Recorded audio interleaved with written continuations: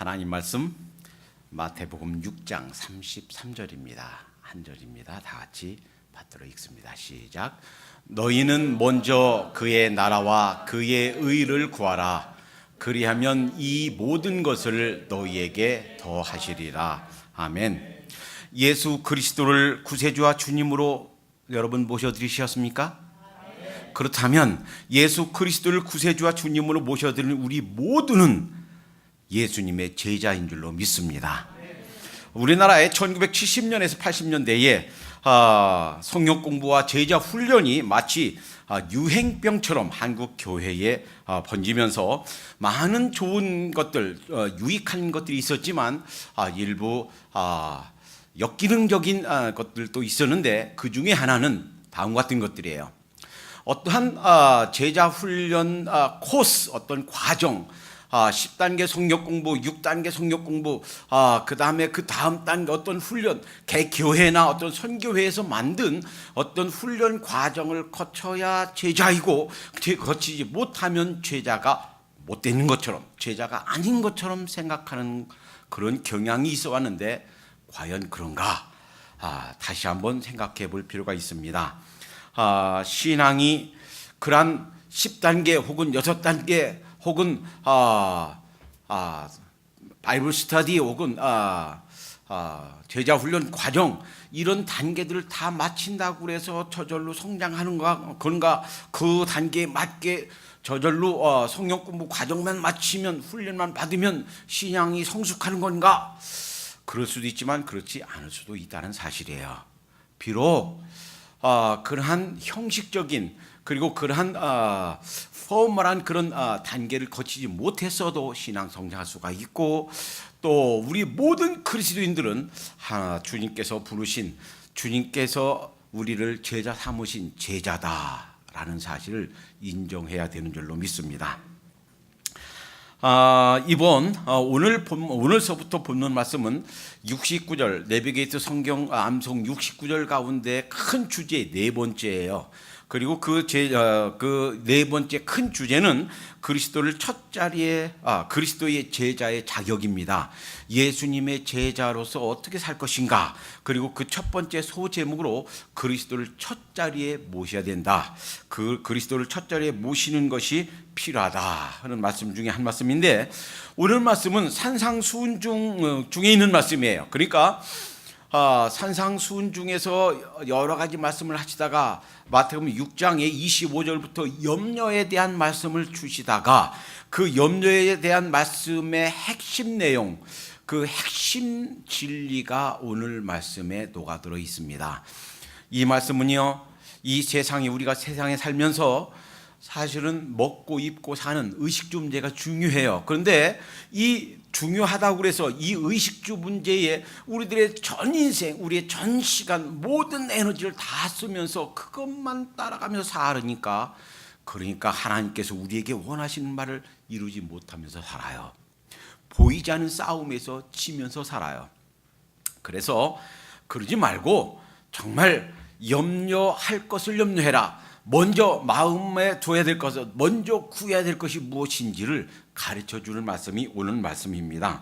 그런데 오늘 말씀, 너희는 먼저 그의 나라와 그의 의를 구하라 하는 말씀인데, 우리가 너무 많이 자주 말하고 듣고 배우고 하지만 너무 광대하고 너무 막연하고, 그래서 제대로 의미 파악이 안 돼요. 잘 들어오지가 않아요. 그의 나라와 그의 의를 구하라. 알 것도 같은데 모를 것도 같고 대체 그 무슨 말씀인가? 사실은 이 말씀을 제대로 잘 이해하는 것이 필요합니다. 그의 나라가 무엇인가? 그의 의가 무엇인가?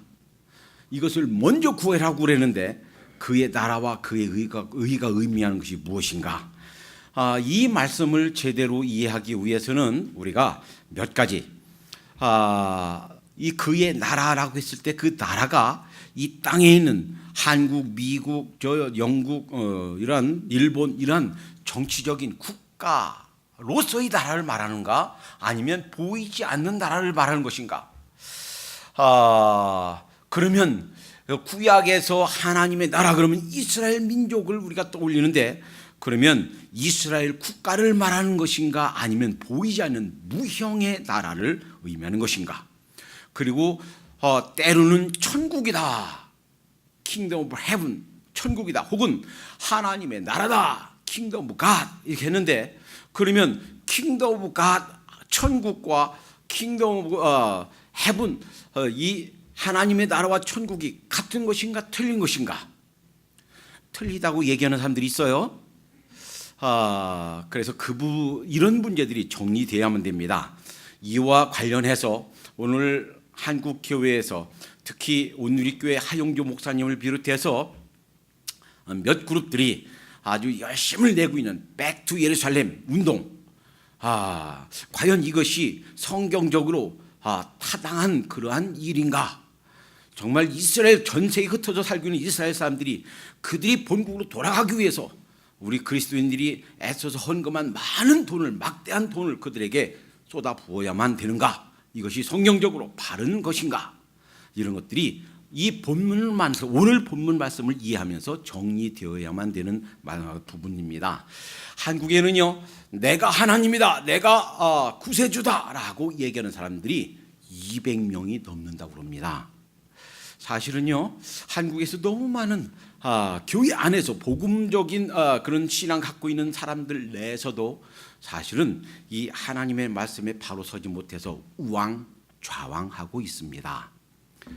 나중에 그 말씀을 접할 기회가 있을 때 제가 다시 한번 자세히 정리해 드리겠는데, 한국 교회가 아주 크게 잘못 이해하고 있는 몇 가지 교리가 있어요. 그 중에 대표적인 것은 흔히 우리가 알고 있는 종말론 하면 뭐만 알고 있는가? 세대주의의 종말론만 알고 있어요. 1992년 10월 28일 이장님 씨가 그때 예수님 오신다라고 했을 때 사실은 제가 MDB 졸업 논문을 종말론에 대해서 쓰고 있었습니다. 그리고 그 다음에 이제 졸업했어요. 그랬는데 이때까지 사실은 대한민국에 있는 교회들 어느 교단을 막론하고 많은 교회 교단들이 그들이 가지고 있는 종말론은 대부분 세대주의 종말론이에요. 그런데 이 세대주의는 단지 그냥 종말론에 국한하지 않습니다. 성경을 대하는, 성경을 보는 큰 두 체계가 있는데, 하나는 세대주의 신학이고, 그러면 세대주의가 틀렸으면, 세대주의가 잘못됐으면 한국 교회가 이렇게 혼란 가운데 있고 어려움 가운데 있는 것이 잘못된 신학에 섰기 때문이다. 세대주의가 틀렸다. 그러면 세대주의가 틀렸으면 바른 성경을 보는 큰 체계가 무엇인가? 그것은 언약 신학입니다. 세대주의 신학이 있고 언약 신학이 있어요. 세대주의는 저 시카고에 있는 무디 신학교와 달라스에 있는 달라스 신학교가 그 본산지입니다. 그리고 왜 그렇게 한국에는 수많은 교회와 성도들이 이 세대주의 신학에 깊이 물들어 있는가? 세대주의가 역사상에, 교회사상에 나타나기 시작해서 번져나갈 때쯤 해서 우리나라에 복음이, 개신교가 본격적으로 들어오기 시작했다는 거예요. 1884년에부터 들어왔고 침례교는 1889년에 들어왔습니다. 그리고 1800년대 말 1900년대 초 요때쯤이 세대주의가 막 생겨나서 번져나기 시작하던 때고, 그때 복음을 들고 왔던 선교사들이 한국 교회에 심어놓은 신학 중에 하나가 그 메인, 성경을 보는 메인 스트림, 메인 그런 시각이 세대주의다라는 거예요. 그리고 세대주의는 잘못된 성경 해석 체계다라는 겁니다. 아마도 달라스 신학교나 무디 신학교를 졸업한 목회자분들은 이 말을 듣고 충격을 받고 그런 엉터리 같은 소리 하지 마시오라고 할지 모르지만, 제가 1978년부터 신학을 시작해서 지금까지도 신학책을 손에 놓지 못하고 있습니다. 2001년부터 시작해서 2012년까지 11년간 미국의 6대 신학교 중에 하나인 뉴올리언스 침례신학대학에서 조직신학을 가르쳤습니다. 그리고 매번 가르칠 때마다 저는 이 부분이 그러한가 그래서 제가 읽었던 책뿐만 아니라 새롭게 영어 책이든 한국 책이든 다시 읽어보고 다시 점검하고 다시 확인하고 하면서 또 확인하고 또 확인하는 사실은 그렇구나. 세대주의에서 말하는 성경을 보는 그 시각은 잘못됐다라는 거예요. 세대주의에서는 그 핵심이 이스라엘 민족 중심입니다. 거기서 말하는 천국은 영국, 미국, 대한민국, 일본 이런 것처럼 지상국가, 천년왕국이 이 지상에서 이루어진다는 거예요. 그리고 그 천년왕국이 그러니까 예수님이 대통령이 돼서 우리가 그 예수를 믿는 장관 되고 시장 되고 통장하고 반장해서 다스리는 나라, 지상 나라를 얘기하는 겁니다. 그런 과연 그러한가? 그래서 제가 그 설교 시간이지만 꼭 소개하고 싶은 책이 있어요. 이 책은 이필찬 교수가 쓴 책이에요. 저보다 나이가 어리고 그 좀 젊은 그 학자입니다. 미국에서 신학한 분이 아니에요. 한국에서 공부했고 그다음에 영국에서 공부한 줄로 압니다. 제 두 책을 소개합니다. 하나는 이스라엘과 교회 어떻게 이해할 것인가. 그리고 그 부제가 하나님의 구속 계획으로 바라본 성경의 약속과 성취. 샘물결 플러스에서 나왔어요. 또 하나는 Back to 예루살렘 운동 무엇이 문제인가. 똑같이 샘물결 플러스에서 나왔습니다. 이 두 책을 만약에 본인이 목회자시라면 그리고 목회자 지망생이라면 그리고 전 세계에 흩어져 사역하는 선교사라면 반드시 읽어보시기 바랍니다. 그리고 여러분들이 믿어왔고 여러분들이 가르쳐왔고 여러분들이 그렇게 옳다고 주장했던 성경 해석이 바른 것인가 라고 다시 한번 점검하시기 바랍니다. 물론 이 책 중에 Back to 예루살렘 운동 무엇이 문제인가라는 것은 저는 아직 안 읽어봤습니다. 이 책만 읽었는데요. 내용을 아직 안 읽었지만 내용은 알 수 있어요. 왜냐하면 그분이 가진 기본적인 신학적 입장이 무엇인지를 알기 때문에 곧 읽을 겁니다. 그리고 우리 교회에 속한 우리 이제 사역자들과 사역자 지망생분들은 저하고 같이 읽고 같이 좀 상고하는 시간들을 가질 겁니다.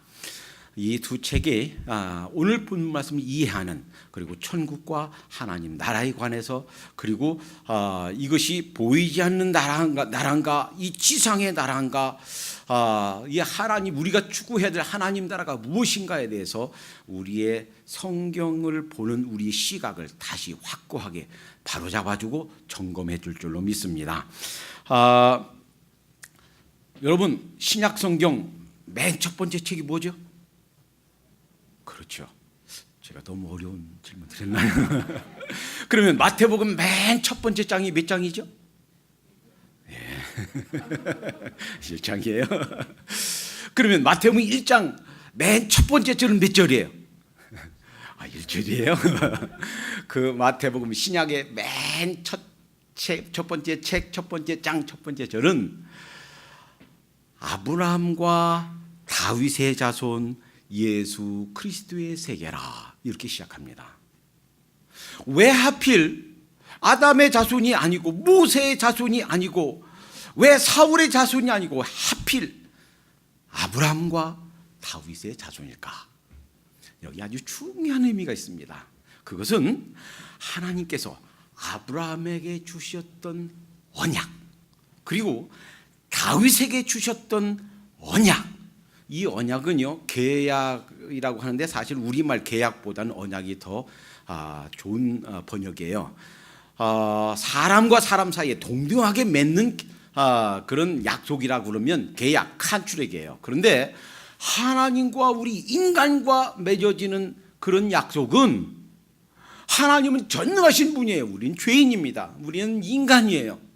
이 전능하신 하나님과 우리 사이에 맺어지는 약속은 계약 컨트랙이 아니라 카비넌트예요. 언약이에요. 그래서 언약 신학 이렇게 부릅니다. 아브라함에게 주셨던 언약 그리고 다윗에게 주셨던 언약을 따라서 오신 분이 바로 예수 그리스도시다라는 거예요. 그런데 이 모세에게 하나님께서 이런 약속을 주십니다. 출애굽기 19장 5절 6절 세계가 다 내게 속하였나니 너희가 내 말을 듣고 내 언약을 지키면 너희는 열국 중에서 내 소유가 되겠고 너희가 내게 되어 제사장 나라가 되며, 하나님께서 이 아브라함에게 주셨던 창세기 12장 2절 너로 큰 민족을 이루고 너로 인해서 많은 백성이 복을 받게 될 것이다, 나라를 이루겠다 하는 약속이 아주 먼 훗날 아주 오랫동안 지나서 모세를 통해서 그 성취되어 가는 실마리가 풀리기 시작해요. 그 전까지 조그만 한 70여 명 조그만 시족 사회였어요. 그랬다가 이제 그들이 애굽에서 나와서 이제 나라로 형성되기 시작합니다. 그리고 나서도 나라로 서지 못합니다. 언제 나라로 아주 정치적인 체계를 갖추고 왕이 있고 이제 국토가 있고 이렇게 정식 나라로 형성되는가? 다윗 왕에 와서입니다. 그리고 다윗 왕과 그 아들 솔로몬 왕 때 이스라엘 역사상 가장 체계가 있고 부강하고 그리고 힘 있는 그러한 나라로 서게 됩니다. 자, 그런데 하나님께서 이 다윗에게 이런 약속을 하십니다. 사무엘하 7장 16절에 내 집과 내 나라가 내 앞에서 영원히 보존되고 내 위가 영원히 견고하리라 하셨다 하라. 나단 선지자를 통해서 주신 말씀인데요, 내 나라가 영원히 견고하게 설 것이다. 그러면 이때 나라가 이스라엘의 정치적인 나라입니까? 다윗과 솔로몬이 통치하던 그 나라 이스라엘 네이션으로서의 그런 주권이 있고 왕이 있고 국토가 있고 이런 오늘날 미국, 한국, 일본과 같은 그런 나라입니까? 아니면 보이지 않는 나라입니까? 이것은 더 이상 설명하지 않아도 알아요. 왜냐? 만약에 이 나라가 다윗에게 약속하신 나라가 정치적인 나라였다면 이 약속은 벌써 성취되지 않은 겁니다. 벌써 솔로몬 다음에 나라가 분열되었고 722년 북이스라엘 망했고 587년 남유다가 망했기 때문에 이 나라가 정치적인 나라를 의미하지 않는다라는 것은 이제 자명해졌어요. 메시아를 통해서 하나님께서 세우실 영원한 나라가 바로 다윗에게 약속하신 나라다라는 거예요. 그래서 예수님께서 이 땅에 오셔서 공생애를 시작하시면서 예수님 바로 직전에 예수님이 길을 예비했던 침례 요한이 이렇게 그 메시지를 전했습니다. 마태복음 3장 2절에 회개하라 천국이 가까웠느니라. 맨 먼저 예수님 사역하기 전에 천국이 가까웠다, 회개하라, 이것이 침례 요한의 메시지였어요. 또 예수님의 메시지 첫 번째 메시지도 그거예요. 마태복음 4장 17절에 회개하라 천국이 가까웠느니라. 마태복음 12장 28절에 그러나 내가 하나님의 성령을 힘입어 귀신을 쫓아내는 것이면 하나님의 나라가 이미 너희에게 임하였느니라. 그러니까 예수님의 사역 첫 번째 메시지도 천국이 가까웠다 그랬고, 바리새인들이 내가 귀신의 왕 바알세부를 힘입어서 귀신을 쫓아낸다라고 공격했을 때 아니다. 그러나 내가 성령님을 힘입어서 귀신을 쫓아내는 것이면 이미 천국이 가까웠다, 이미 하나님 나라가 너에게 임했다 라고 선언하셨습니다. 누가복음 17장 20절 21절에서는 하나님의 나라는 볼 수 있게 임하는 것이 아니요 또 여기 있다 저기 있다고도 못하리니 하나님의 나라는 너희 안에 있느니라. 너희 안에 벌써 하나님 나라가 있다라는 거예요. 누가복음 22장 18절에 내가 너에게 이르노니 내가 이제부터 하나님의 나라가 임할 때까지 포도나무에서 난 것을 다시 마시지 아니하리라 하시고, 자, 여기에서 세대주의 신학에서는 이 천국 그리고 하나님 나라 이것이 다르다라고 주장합니다. 그리고 천국은 이 땅에서 이루어지는 정치적인, 우리가 흔히 생각하는 이러한 정치적인 통치다. 그리고 하나님 나라는 영원한 나라다, 이렇게 구분합니다. 그런데 그렇지 않다는 증거를 제가 하나님 말씀 가운데 증명해 드리겠습니다. 자, 과연 하나님의 나라 그리고 하나님의 나라와 천국이 같은가 틀린가? 자, 마태복음 19장 14절과 마가복음 10장 14절을 같이 살펴보면 다음과 같아요. 마태복음 19장 14절에 어린 아이들을 용납하고 내게 오는 것을 금하지 말라. 천국이 이런 자의 것이니라. 여기서 천국이라고 그랬죠? 이와 비슷한 말씀을 마가복음 10장 14절에서는 어린 아이들이 내게 오는 것을 용납하고 금하지 말라. 하나님의 나라가 이런 자의 것이니라. 한번 보세요. 똑같은 것을 말씀하는데 똑같은 것을 기록하면서 마태복음에서는 마가가 천국이라고 그랬고 천국 Kingdom of Heaven 그리고 마가복음에서는 하나님의 나라 Kingdom of God이라고 그랬습니다. 하나님의 나라. 그럼 이게 틀린 거예요? 같은 거예요? 같은 거예요. 똑같은 말씀 또 한번 봅니다. 마태복음 19장 23절에 부자는 천국에 들어가기가 어려우니라. 천국이라고 그랬어요. 누가복음 18장 24절에서는 재물이 있는 자는 하나님의 나라에 들어가기가 어떻게 어려운지. 그러니까 같은 말씀을 마태복음에서는 천국이라고 그랬고 마가복음에서는 하나님의 나라라고 그랬어요. 그러면 왜 이런 차이가 있는가? 여러분 마태복음을 쓴 마태는요 유대 관원이었어요. 유대인이었어요. 그가 전하려고 하는 대상들은 주로 유대인들이었어요. 유대인들은요 하나님 말씀을 귀히 여기는데 그 필사하는 사람들이 그 하나님 말씀을 기록하는 사람들이 하나님 말씀을 다른 지금처럼 이제 복사기도 없고 하던 시대니까 하나님의 말씀을 베껴야 되잖아요.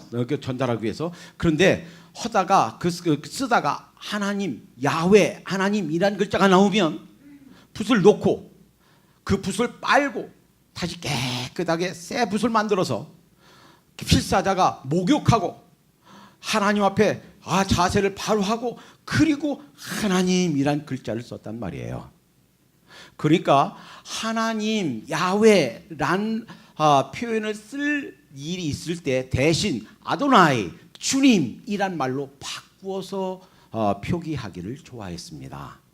그러나 마가복음을 기록한 마가는 어떤 사람이에요?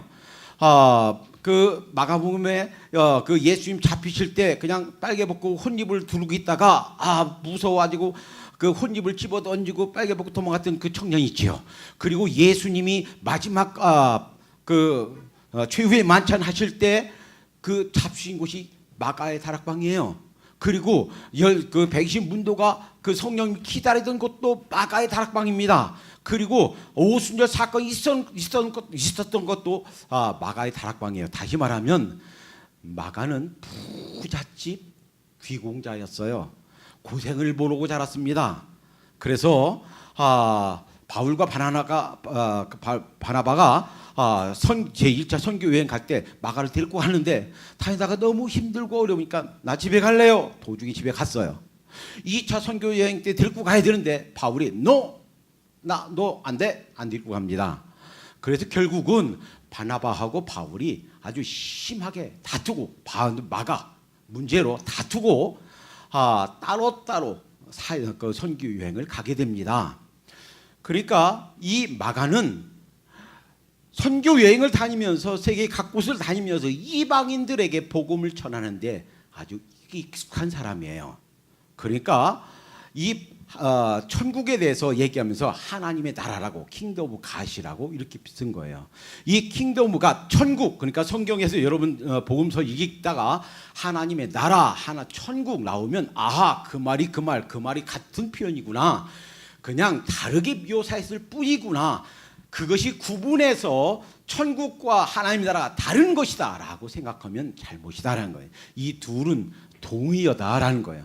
물론 이 필찬 교수의 그 책을 조금 걸러서 읽어야 되는데 이 필찬 교수는 이 사실을 좀 인정하지 않아요. 그런데 사실 따지고 보면 같은 말이고 그 같은 말이라는데 동의해요. 근데 같은 말이고 그것이 유대인 대상으로 쓴 마태복음에서는 천국이라고 그랬고, 이방인들 대상으로 복음을 전했던 마가는 하나님의 나라로 표기했다. 둘은 이 두 표현은 같은 것이다 하는 것을 보게 됩니다.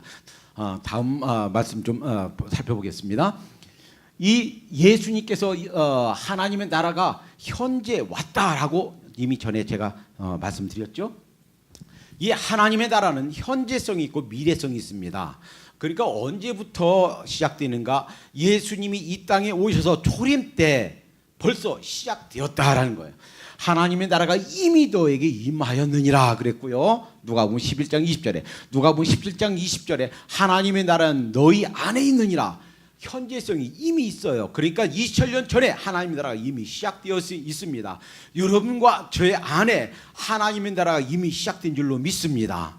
지금도 현재 진행형으로 진행되고 있는 줄 믿습니다. 그런데 아직 다 완성된 건 아니에요. 미래성이 있어요. 마태복음 7장 21절 23절에 나더러 주여 주여 하는 자마다 다 천국에 다 들어갈 것이 아니요. 또 마태복음 8장 11절에 동서로부터 많은 사람이 이르러 아브라함과 이삭과 야곱과 함께 천국에 앉으려니와 아직 다 완성된 것은 아니다라는 거예요. 그래서 어느 학자가 말하는 것처럼 하나님의 나라는 천국은 already와 yet 이미 벌써와 아직 사이에 긴장 가운데 있다. 이미 시작되었고 2000년 전에 하나님 나라 시작되었고 지금도 이루어져 가는 것이고 그리고 앞으로 예수님께서 다시 오실 때 마지막 날 이 역사의 마지막 날 완성될 나라가 바로 그 하나님의 나라 천국이다라는 거예요. 그래서 이를 정리하면 하나님의 나라는 예수님의 초림으로 이미 시작되어 그래서 역사 속에서 완성되어 가고 지금도 교회에 대해서 말씀하시면서 에베소 2장에 지금도 지어져 간다고 그랬죠. 그러면 하나님 나라가 교회인가요? 교회 이꼴 하나님의 나라인가요? 정확히 읽혀진 않지만 대략 뭉뚱거려서 그렇다라고 답할 수 있습니다. 그러면 나는 교회 안 다니는데요. 교회 다닐 수가 없는데요. 북한에는 형제들 우린 교회가 존재하지 않는데요. 장로교도 없고 침례교도 없는데요. 교회는 어느 교단에 속해서 어느 교회에 모여야만 교회가 아니고 교회란 이름으로 모이진 못하고 있지만 중국의 그 핍박하에서 이슬람권 그 핍박하에서 저 북한의 그 지하 교회에서 정식으로 매주마다 모이지 못하고 있는다 할지라도 그곳에서 주님을 부르고 그곳에서 주님을 높여드리고 그곳에서 하나님을 만나는 그들은 다 교회에 들어간 줄로 믿습니다. 그런 의미에서 그러니까 역사상에 있었던 모든 믿는 자들이 다 포함된다라는 의미에서 하나님 나라와 동의어로 사용될 수가 있다라는 의미예요. 그리고 그래서 지금 역사 속에서 완성되어 가고 있고 이 역사의 끝에 마지막에 완성이 성취된다라는 거예요. 그리고 그때 우리 인간의 구원뿐 아니라 전 우주의 완전한 갱신 이것이 이루어진다 하는 것입니다. 하나님께서 아브라함에게 약속하셨고 또 다윗에게 약속하신 나라 그것이 그 약속하신 언약 그 나라가 그것이 결말 그것의 최종 목표가 지상의 나라를 만드시는 것이 아니다라는 것은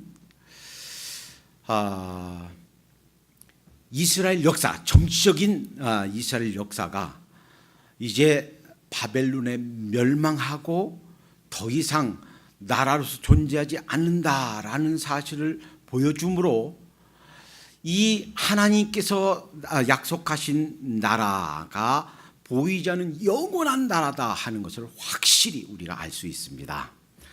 구약의 다니엘서 2장에 보면 기가 막힌 사건이 하나 나옵니다. 다니엘이 살던 시대에 이스라엘 남유다가 망했어요.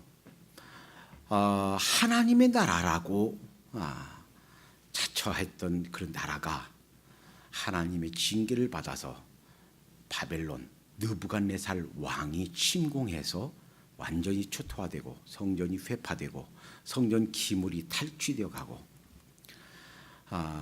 왕족과 그다음 귀족 가운데 정말 똘똘하고 쓸만한 그런 사람들은 종으로 끌려가고 이 다니엘을 비롯한 아주 어린 소년이었겠죠. 나이가 어린 소년 정말 인재들 쓸만한 인재들은 왕궁에서 왕을 모시도록 특별 교육을 했습니다. 그래서 다니엘서 1장에 보면 왕의 산의 진미를 먹기를 거부했어요. 그것은 사실은 신앙적인 문제입니다. 왕의 산의 진미는 사실은 이방 신에게 신전에 바쳤던 신전의 음식이에요. 그러니까 고기와 술 이걸 먹지 않겠다는 얘기는 여호와 하나님을 향한 내 신앙을 지키겠다는 거예요. 내 목숨을 걸고 신앙을 지켜가겠다 뜻을 정한 거예요. 그리고 나서 2장에 보면 느부갓네살 왕이 꿈을 꿉니다. 꿈을 꿨는데 그 꿈에 큰 신상이 나오는데 머리는 금이고 가슴이 은이고 그다음에 배와 넓적다리는 동이고 그다음에 이 다리 종아리 다리 발 철이고 그 발은 철과 흙이에요.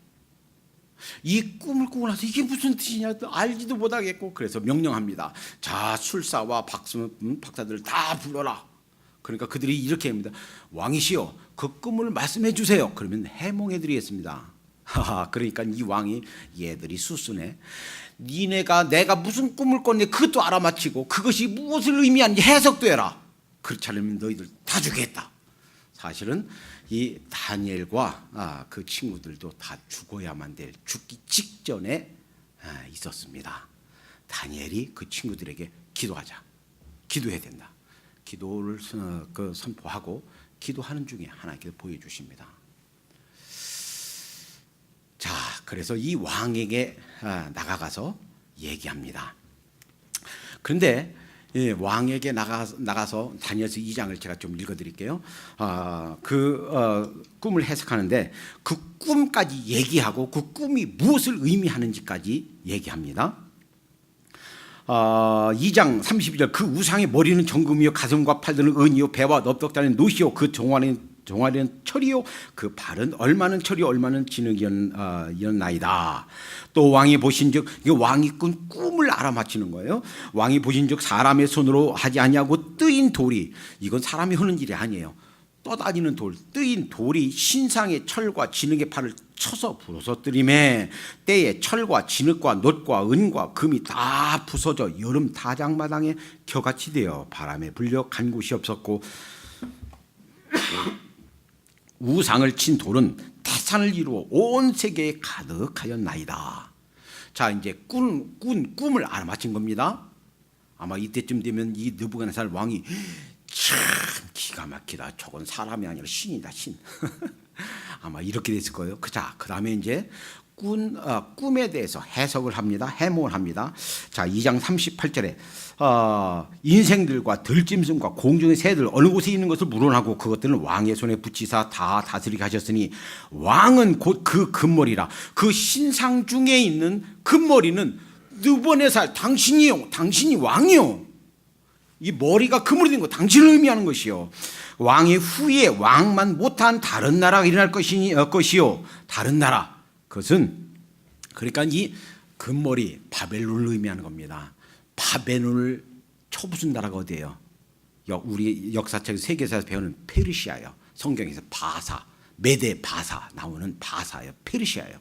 그 페르시아를 의미합니다. 왕만 못한 나라가 일어날 것이며 셋째로 또 놋과 같은 나라가 해서 이 놋은 그리스를 의미합니다. 이 페르시아하고 그리스하고 싸워서 그리스가 이겼습니다.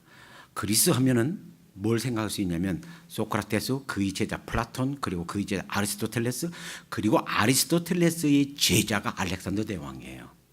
그리고 그때 그리스가 전 세계를 지배하면서 그리스 문화를 퍼뜨렸습니다. 그 다음에 또 넷째 나라는 강하기가 철 같으니 철은 모든 물건을 부서뜨리고 이기는 것이라. 이 철은 그 다음에 그리스를 무찌른 그리고 나타난 로마를 의미합니다. 로마 사람들이요, 이 그리스를 무찌르고 이제 전 세계를 패권을 잡고서 지금처럼 아주 지금의 미국처럼 전 세계 가장 강력한 나라가 됐어요. 그리고 나서 이들이 했던 것이 로마 법률뿐만 아니라 그리스 문화와 언어를 심은 거예요.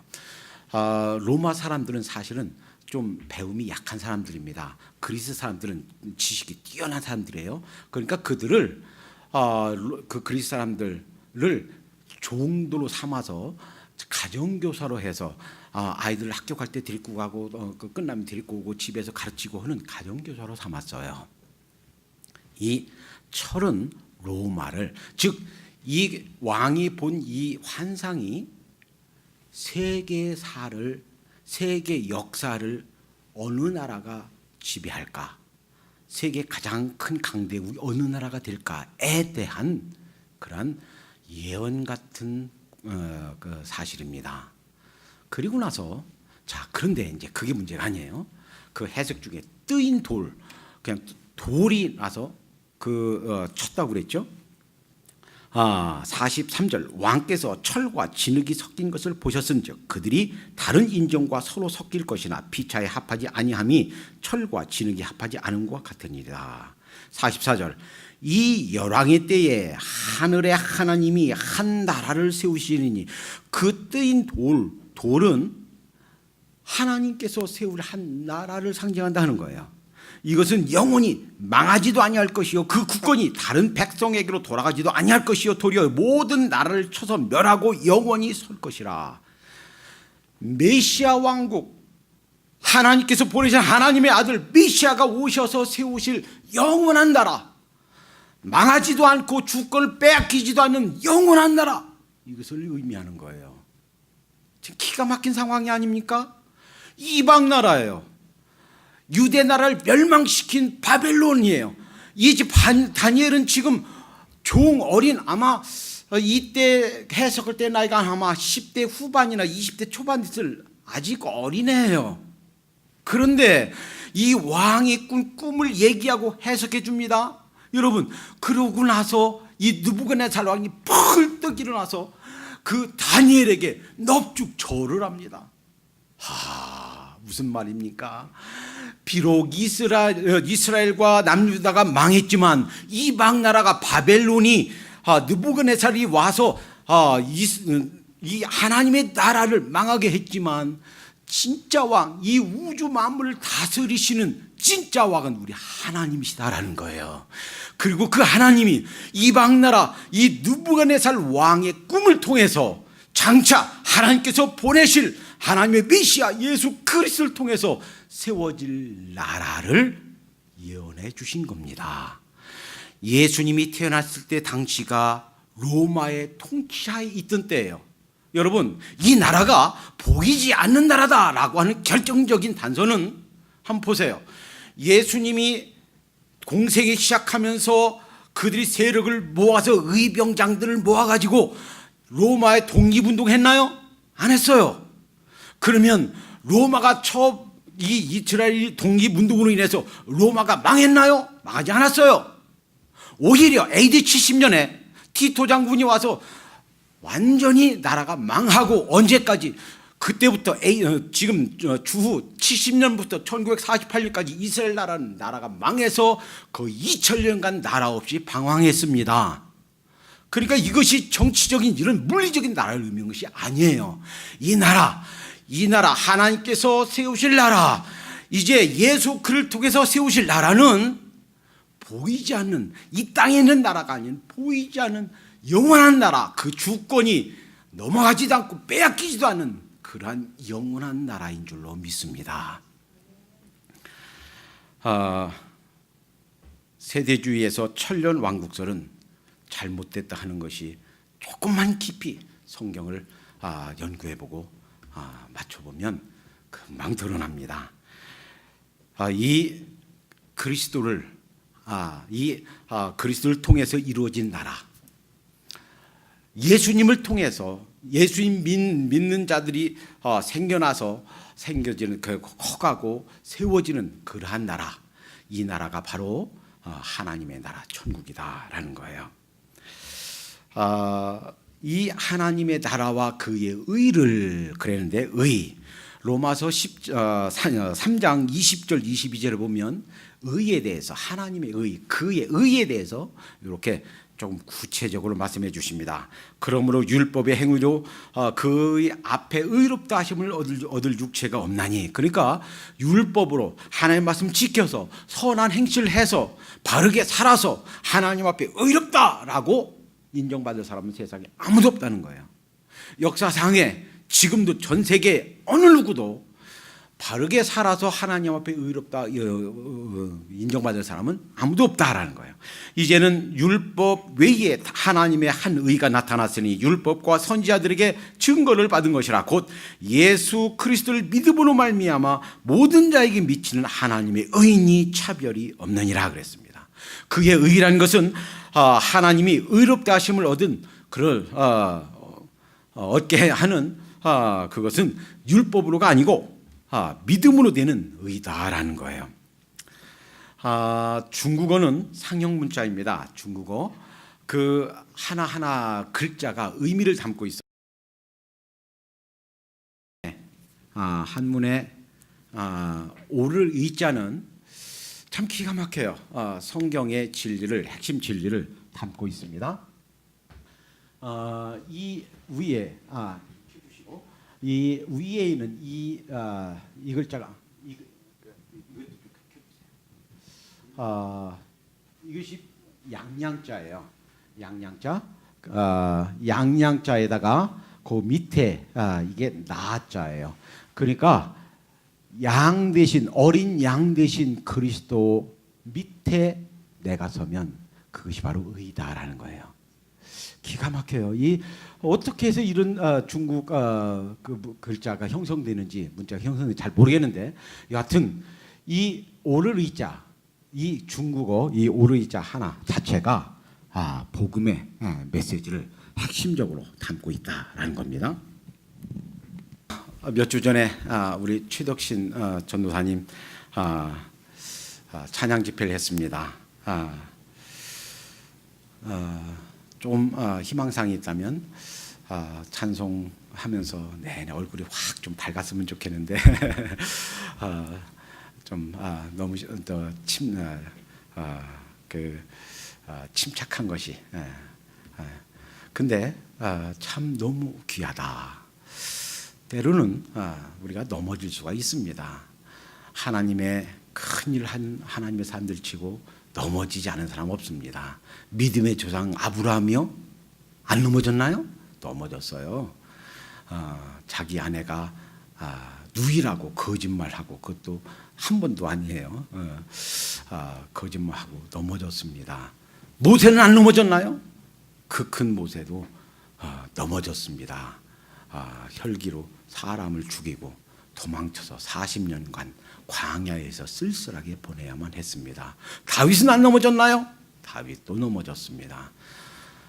넘어지는 게 문제가 아니고 우리 삶을 살다가 힘들고 넘어지고 주저앉고 이게 문제가 아니고 그 다음이 문제예요. 그 다음에 잘못하고 나서 넘어지고 나서 일어서서 하나님 앞에 다시 일어서서 사명을 감당하는가 안 하는가. 최덕신 전사를 보면서 참 귀하다, 참 창하다 이런 생각이 들었습니다. 그가 쓴 책을 보면서 하루 전에 다 읽어버렸어요. 이제 자서전을 읽으면서 그 자서전을 쓴 추천서를 쓴 어느 분이 민혹이라는 분이, 전 누군지 모릅니다. 대신대학 교수래요. 사실 수치를 당한 사역자와, 즉 최덕신 교수님 말하는 거예요. 사역자와 나와의 차이는 단 하나다. 그의 죄는 알려져 있고 나는 알려지지 않았을 뿐이다. 우리 중 누구도 자신의 정결과 거룩함을 자랑할 수가 없다. 사역자에게 앞서 나의 본질은 죄인이다. 그런 나를 위해서 그리스도께서 죽으셨다. 예수님께서 여러분과 저를 대신하여 돌아가심으로 우리의 의가 되신 줄로 믿습니다.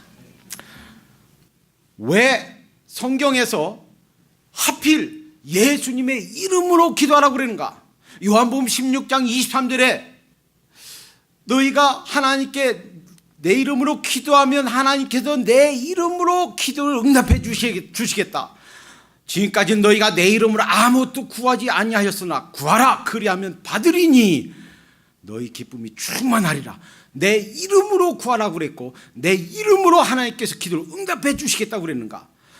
사도행전 3장에 보니까 베드로가 성전에 시간 되어서 기도로 올라가는데 그 미문의 문 앞에서 구걸하는 안진뱅이가 있습니다. 나면서부터 안진뱅이가 한 번도 걸어본 적이 없습니다.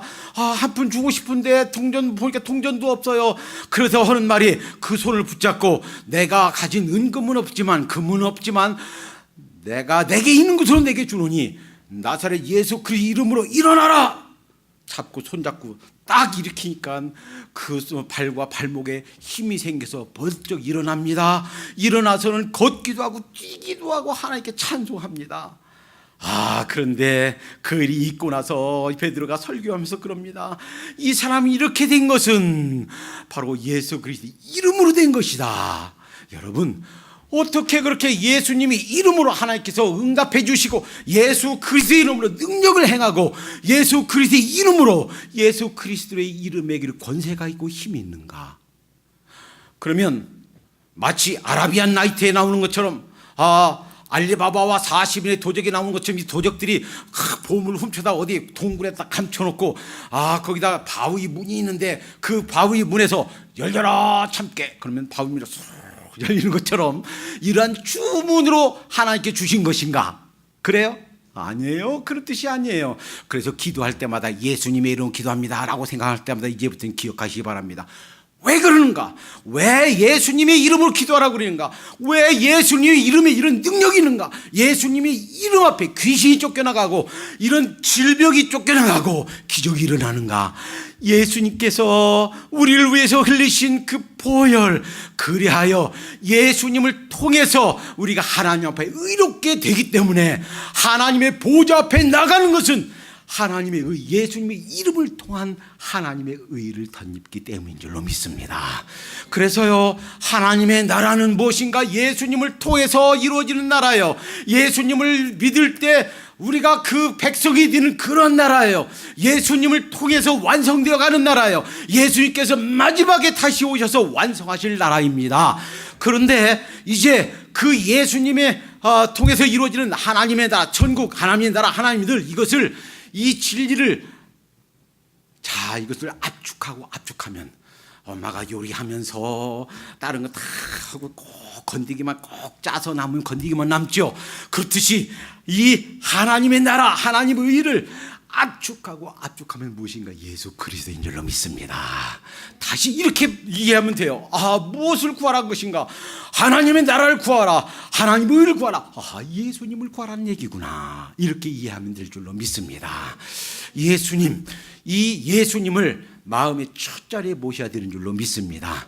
그러니까 이 세상에 우리가 돈 버는 거 중요해요. 어떤 사람들은요, 돈, 직장, 이것이 첫 자리에 있는 사람이 있어요. 어떤 사람은요, 내 자식, 이제 대학만 졸면 되는 게 아니라 대학원 가야지, 결혼해야지, 직장 잡아야지, 사업해야지. 자식이 우리 첫 자리에 있는 사람이 있어요. 어떤 사람은 어떤 명예가 첫 자리에 있는 사람이 있어요. 그런데 첫 자리에 먼저 구할 것이 바로 예수 그리스도인 줄로 믿습니다. 그러면 이제 예수님을 첫 자리에 모시라고 그랬으니까 이제 다 내려놔야 됩니까? 사업도 접어야 되고 이제 직장도 그만두고 전부 다 신학교 가야 됩니까? 그래요, 안 그래요? 여기에서 오직 only 그의 나라로, 그게 아니고 first, 먼저 구해라 그랬어요. 그러니까 먼저 구할 것을 다음에는 나중 구할 것이죠. 우리 최덕신 전도사님 그 다서전 읽으면서 그분이 이런 얘기를 하는 거예요. 내가 전에 잘못 생각했던 것이 있단 말이에요. 맨 첫 번째는 우선순위가 하나님, 그 다음에는 사역, 그 다음에 가족 그러는데 이제 자기가 한번 넘어졌다가 다시 일어나고 하나님 앞에 자기를 돌아보면서 내가 잘못되었구나. 첫 번째 하나님은 맞지만 그 다음에 사역보다도 가정이 먼저구나. 그래서 두 번째, 세 번째는 가정과 사역, 그 순서를 바뀌게 되었다. 이렇게 고백합니다. 여러분, 우리 삶에서 첫 자리에 있는 것, 가장 큰 우선권이 있는 것은 우리 주님인 줄로 믿습니다. 누구처럼? 아브라함처럼. 아브라함이 100세에 낳았으니 그 아들 얼마나 귀하겠어요. 그 아들 대신에 내 재산 다 내놔라 하면 안 내놓겠습니까? 그 아들 대신 네가 죽어라 그러면 안 죽었겠습니까? 10번도 100번도 다 내놓고 다 죽었을 거예요. 그런데 그 재산이 아니고 자신도 아니고 그 아들을 내놓으라고 그러니, 하나님의 언약이 성취되어야만 그 아들을 잡으라고 그러니 얼마나 고민이 되었겠습니까? 그러나 이렇게 명령을 주신 분은 내가 이해가 안 돼도 하나님의 말씀이시고 하나님이시니 그분에게는 대책이 있을 거야, 그분이 최고야 하고 최우선권을 하나님께 드린 줄로 믿습니다. 그럴 때 됐다, 내가 테스트에 합격했다, 2학년 올라갈 준비가 됐다 하고 2학년 올려버린 줄로 믿습니다. 그러니까 어떻게 그의 나라와 그 의를 구할 것인가? 첫 번째는 그 우선권을 함께 드려야 되겠어요. 두 번째는 우리 삶의 롱텀 고울을 주님 안에서 세워야 되겠습니다. 아이고 목사님, 제 나이가 70인데 이 나이에 무슨 인생의 새로운 목표를 세웁니까? 그렇지 않아요. 여러분, 지난번에 말씀드렸잖아요. 웬만하면 100세까지 다 산다고요. 그러니까 70살이라도 앞으로 얼마큼 더 살아요? 30년 더 살아요. 내 인생 가운데 이렇게 그냥 하루하루 의미 없게 사는 것이 아니라 정말 하나님께서 나를 왜 이 세상에 보내시는가, 내가 남은 생을 통해서 이루어드려야 될 목표가 무엇인가, 하나님께 기뻐하는 것이 무엇인가 찾으시기 바랍니다. 그래서 그 하나님 안에서, 복음 안에서 이 하나님 나라가 확장되기 위해서 내가 감당할 작은 분야, 작은 몫이 무엇인가 찾아서 이루어드리는 여러분들 되시길 축원드립니다. 그 다음에는요, 한 발 한 발 누구처럼, 다윗처럼, 다윗이 전쟁에 능한 그 다윗, 한 번도 패한 적이 없는 말도 안 되는 군사 대비, 전쟁에서도 단 한 번도 패한 적이 없어요. 백전백승이에요. 근데 그 비결은 하나님께 여쭈는 거예요. 하나님 어떡할까요? 싸울까요 말까요? 그래 싸워라. 어떤 때는요, 싸울까요 말까요? 그게 싸우긴 싸우되 그냥 나가서 그냥 정면 대결 하지 말고 살짝 돌아가서 뒤통수 쳐라. 하나님께서 전략을 잘 가르쳐 주십니다. 이렇게 하나님께 한 발 한 발 우리가 물어서 가도록 하십시다.